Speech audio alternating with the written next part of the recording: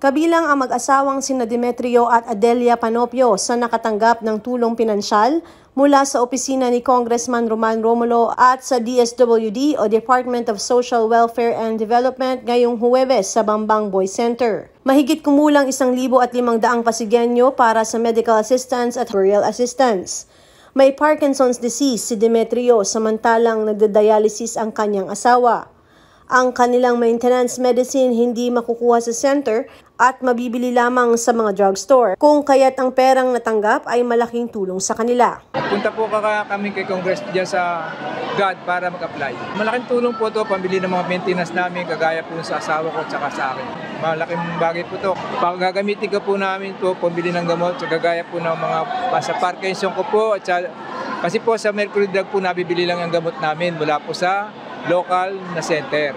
Sa kanyang pagdadialis po, kasi po yung mga maintenance niya, oral maintenance niya, binibili po namin sa Mercury Drug. Congressman, salamat po sa mga binibigay tulong. Kagaya po sa asawa kong 7 taon na po nagdadialysis.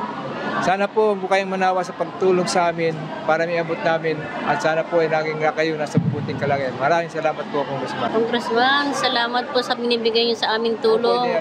Ako po ay isang dialysis patient. Maraming po salamat sa binibigay mo sa aming tulong. Salamat po. Kagaya ng mag-asawa, nagpasalamat si Erlinda Garon na naging takbuhan ng programa ng kongresista para masuportahan ang pambili ng kanyang gamot. Sakit sa puso, dugo at iba pa ang iniinda ni Garon at mahal ang kanyang mga gamot kung kaya't malaking kaluwagan sa mga gastusin ang natanggap na financial assistance. Yung kapitbahay namin, parehas ko rin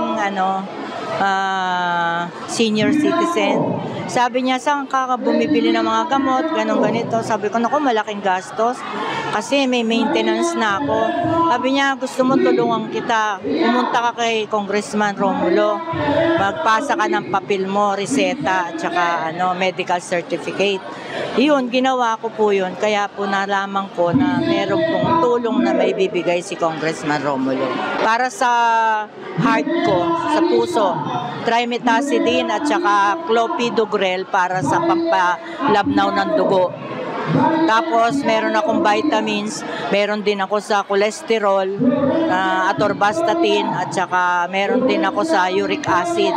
Unang nabigay sa akin 3,000 kasi nga meron ako sa heart at saka malapot ang dugo ko at saka may uric acid, mataas ang cholesterol. Binigyan po akong 3K. Sumunod po 2K. Itong huli po 1K na lang kasi para daw mabigyan ng lahat. Congressman, marami pong natutulungan nyo dito sa Pasig. Nung araw po, panahon pa ni Eusebio, wala pong ganito. Ngayon pong panahon ni Mayor Vico, talaga naman, lahat ng mga senior na sisyan, kahit papano nakakatulong po sa aming mga panggamot namin, pangangailangan ng mga anak namin na may mga sakit din. Maraming salamat po. Asahan nyo po na hindi kami magdadalawang salita, magdadalawang loob na iboto kayong ulit. Sana kayo na rin sa susunod.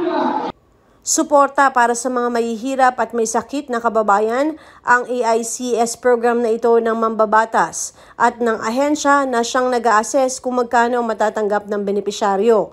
Napag-alaman na 10,000 ang ibinibigay sa mga nagda-dialysis at mga cancer patient.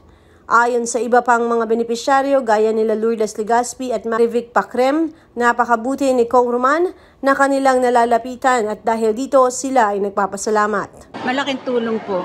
Bibili po ng gamot sa puso po, tsaka losartan. Tsaka marami po hindi ko na po matandaan. Mabait po siya. Mabait po. Salamat po, Congressman, sa tulong ninyo. Marami pong salamat.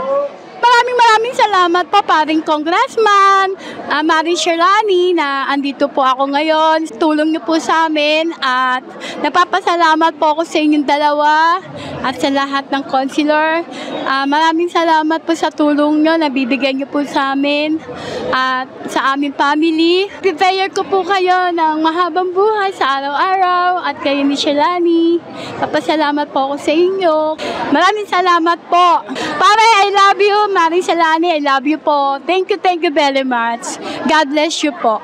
Nabatid na bukas ang opisina ng congressman para sa mga Pasigueño na kailangan ng medical, financial at burial assistance. Patuloy din ang iba pang proyekto ni Romulo, gaya ng tupad at pag-aasikaso ng PhilHealth application ng mga taga-Pasig.